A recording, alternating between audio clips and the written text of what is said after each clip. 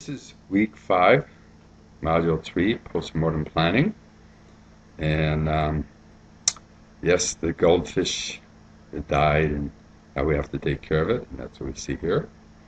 As you can imagine, it was a little hard finding some uh, sketches that would match postmortem planning, because sketches usually are designed to be funny, and postmortem planning, I think it's very serious and a lot of emotion at the time. One of the reasons I always advise that there be a professional trustee or executor involved in any will or trust is the fact that the emotions of the family member are high. They're in a state of shock many times for months, and they need assistance. Not that I think that family members should not be involved. I think the best thing is when a family member and a professional are involved and work together. Um, John Wooden from UCLA said once, "A failure to plan is a plan to fail," and I think that has been adopted, among others, by the military.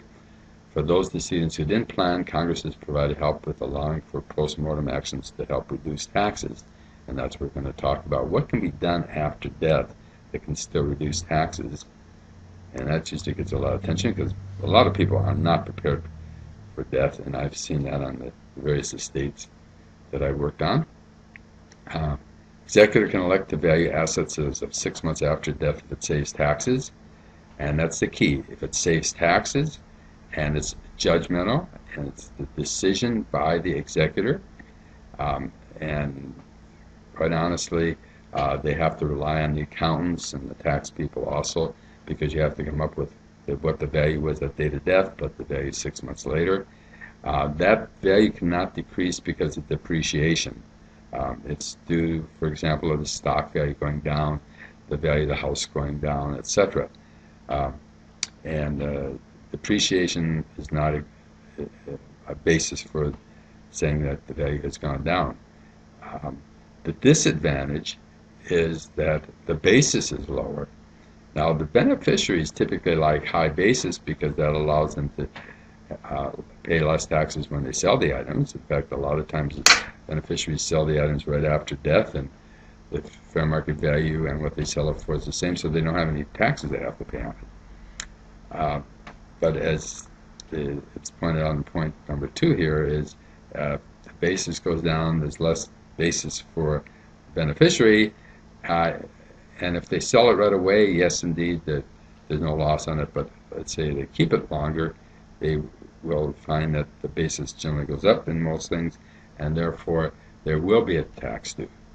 Now, it can be used under 2 conditions. The total value of gross estate is reduced, and there's a reduction in the state tax liability. If there's no reduction in the state tax liability, you can't use this. And that's the thing that people forget, and you're going to forget on the estate tax CFP exam, is they'll talk about the value of the estate going down, and it was all due to stock going down in value, and the beneficiaries had no problem with having the lower basis because that lowered the taxes, but you forgot if there was no tax liability to begin with. So estates basically under $5 million indexed today would not get a value out of this. Disclaimers. We talked about disclaimers back in week 2. Can be used for gifts and bequests. My one experience with a disclaimer was on a gift and not on a bequest, and it is a method that will reduce taxes, and that's why you use it. And I would say that if you have a client that may not need the money or would prefer someone else to get it, to remind them of 2 things. First, they cannot touch the assets at all. They have to make the disclaimer within 9 months, and that allows it to go back into the residual clause of the will or trust, wherever it came from. Again, this is a method to reduce taxes for the family, and it might mean that one person pays more taxes, but they're at a lower tax rate than another. Where I've seen it used in other people, I didn't run into one of these, is when surviving spouses also in very bad health and very old and isn't going to live very long, and yet the will from the deceased spouse gave a lot of assets to the surviving spouse. Well, the surviving spouse should keep the income interest, but should disclaim the corpus to keep it out of being taxed twice in a short time period.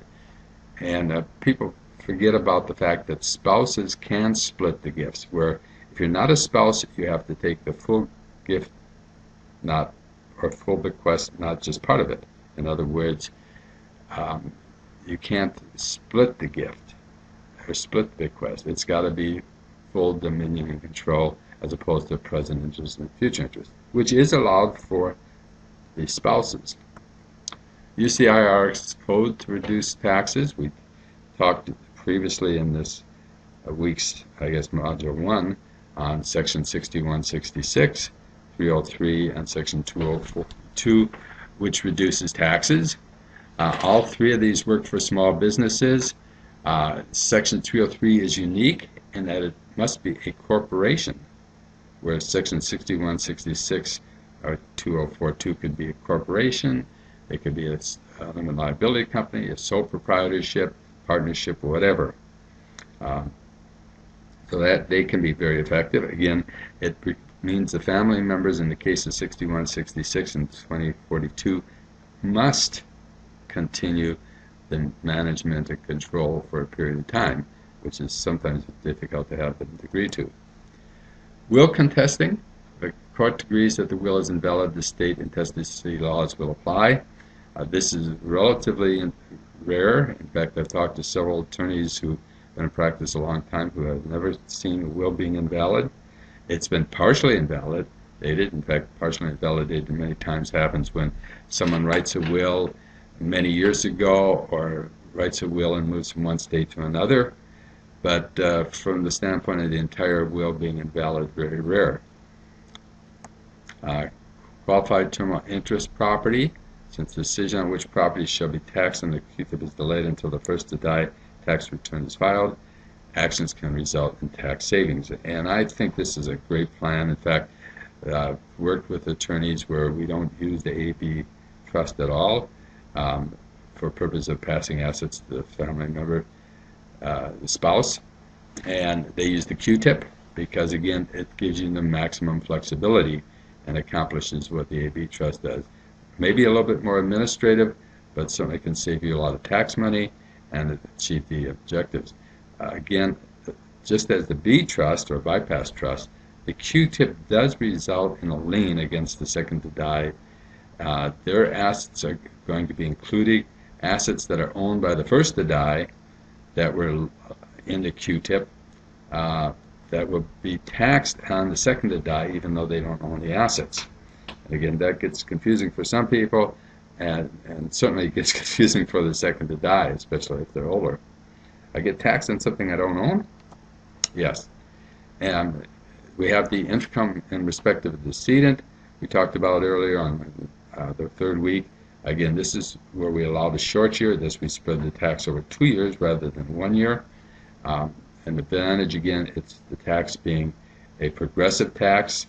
Therefore, having 2 short years is going to be less expensive in theory than if we have 1 year. And that's with the tax rate is pretty low today. In my opinion, it's not the same as it was, say, 30 or 40 years ago when tax rates were much higher. Executor fees. Waiver of the fees by the executor, who is a beneficiary of the estate, avoids taxable income to the beneficiary and receives the bequest tax-free. Again, we have to crunch the numbers to see what's best. But in most cases, because the tax rate is so high for estate tax compared to income tax rate, you are better off taking it as a bequest rather than income. Also remember that I was going to say that in neither case do you have to worry about Social Security tax, but I guess that's not really relevant, is it? Medical expenses. Medical expenses can be taxed on the estate tax return or on the decedent's final income tax return. Again, we look at the most beneficial. The disadvantage, of course, on the individual's tax return, there's the 10% rule that you have to be over 10% of the adjusted gross income before it counts, where you don't have that rule on the estate tax return. Also, the estate tax return is much higher tax rate than the individual, so therefore in many cases, and probably most cases, the medical expense will be taken on the estate tax return. Estate administrative expenses can be taken as adjustment of gross income or on the estate income tax return associated with the income in respect to the decedent. Again, the rule of thumb is to see which one saves the most money. And if you get a question like this on the CFP exam, they want to make sure you understand which tax form is going to be used, and also the fact that you know that you have to look for what's the best savings, because that's the goal in these. That is the end of our Module 3, which gets us through week 5. And I think there is, although there was not a lot of material in it, it is complex material that you have to really sit down with your clients and discuss to see the which are best for them. It also, I think, it shows the advantages of owning businesses if you're going to be involved in the estate planning for yourself, and encourage the clients that those businesses can be used effectively to drastically reduce or defer taxes. With that, I'm going to wish you the best of luck, and we will see you on week 8.